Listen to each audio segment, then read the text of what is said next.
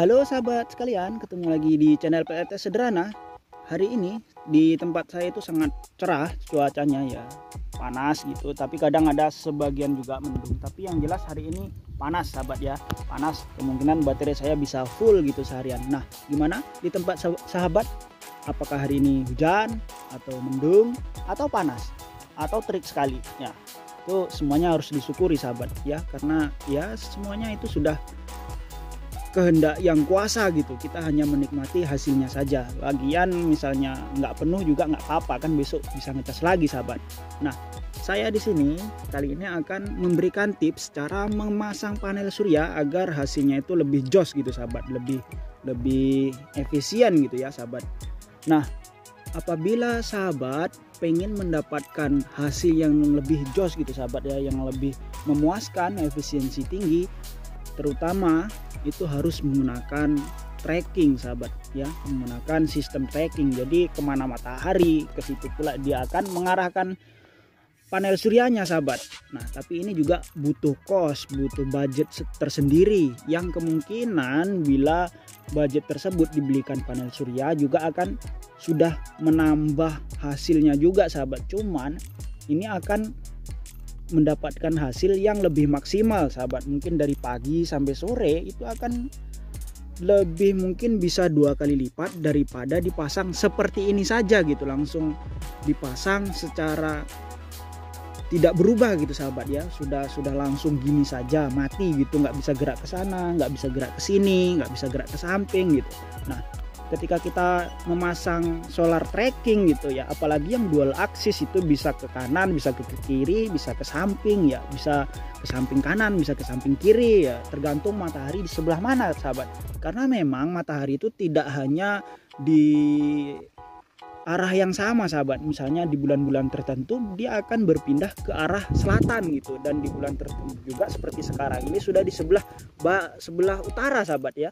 Jadi ketika panel surya kita itu kita pasang tanpa solar tracking gitu ya, itu misalnya kita pasang seperti ini seperti saya ini kan agak menghadap utara gitu sahabat ya, condongnya itu arah ke utara. Nah, ketika nanti matahari pindah ke sebelah selatan, ini akan membelakangi matahari ya. Condongnya panel surya ini terhadap matahari tidak pas gitu sahabat. Ini akan mengakibatkan efisiensinya juga turun. Yang harusnya mendapat 350 watt akan turun misalnya menjadi 300 watt saja sahabat.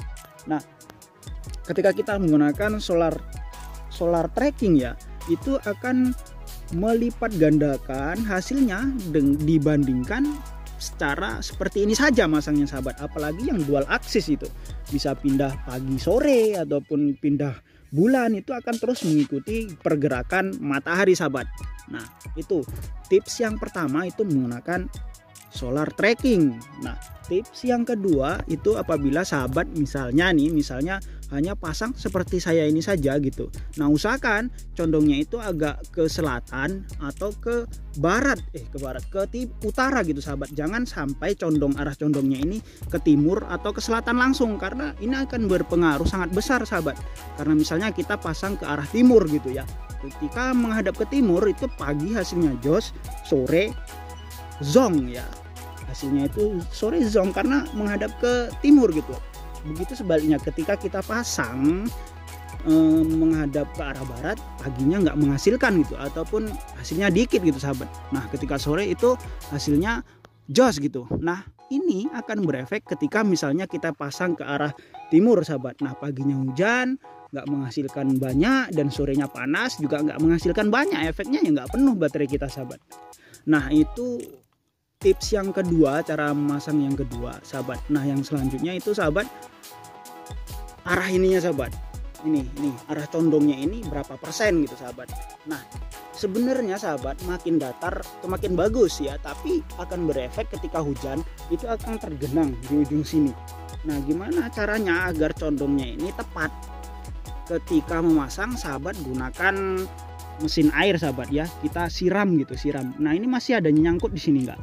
ketika kita siram itu nyangkut nggak. Kalau misalnya masih nyangkut berarti masih kurang condong lagi, kurang ya, kemiringannya kurang gitu sahabat. Ditambah lagi sampai ketika disiram itu nggak menggenang di sini langsung turun. Nah, makanya itu adalah batas yang terbaik gitu sahabat. Nah, apa efeknya ketika menggenang? Itu akan terjadi di bagian sini lumut gitu, lumut. Dan itu juga ketika lumutnya nanti sampai ke sini ya. Ini kalau misalnya pasang dan lupakan ya, misalnya nggak dicuci ya. Tapi walaupun nggak dicuci akan mudah lumutan sahabat. Ketika seperti ini air langsung los, kotoran juga langsung los, langsung jatuh gitu sahabat. Nah, cara mengukurnya yaitu disiram sahabat. Disiram tuh langsung los nggak airnya, langsung jatuh nggak gitu. Tuh sahabat, tips yang ketiga.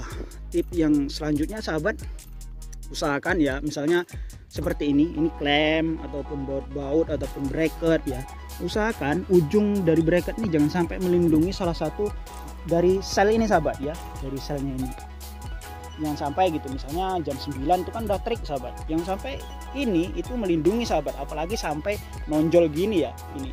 Nah, efeknya ini kan terkena shading sahabat. Nah, shading di sini yang lainnya ini menghasilkan banyak sekali energi, daya, yang sini kosong. Nah, nanti kemungkinan di sini akan menimbulkan hotspot sahabat, ataupun ya gosong gitu, busbarnya itu ya kebakar karena dia nggak menghasilkan energi ataupun daya, sementara dia dilewati gitu ya, rusak nanti lama-lama sahabat ya, seperti terlihat terbakar gitu sahabat gitu. Itu salah satunya lagi sahabat ya, itu yang sudah ke tips keempat ya sahabat, keempat.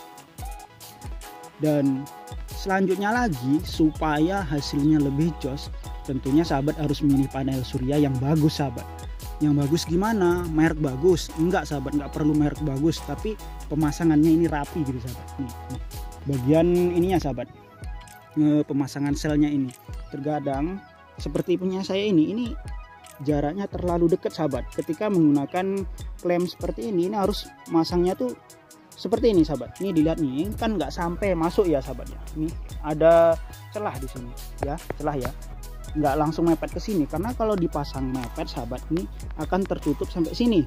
Dan ini terlalu rapat ini sahabat ya, deket sekali dengan frame.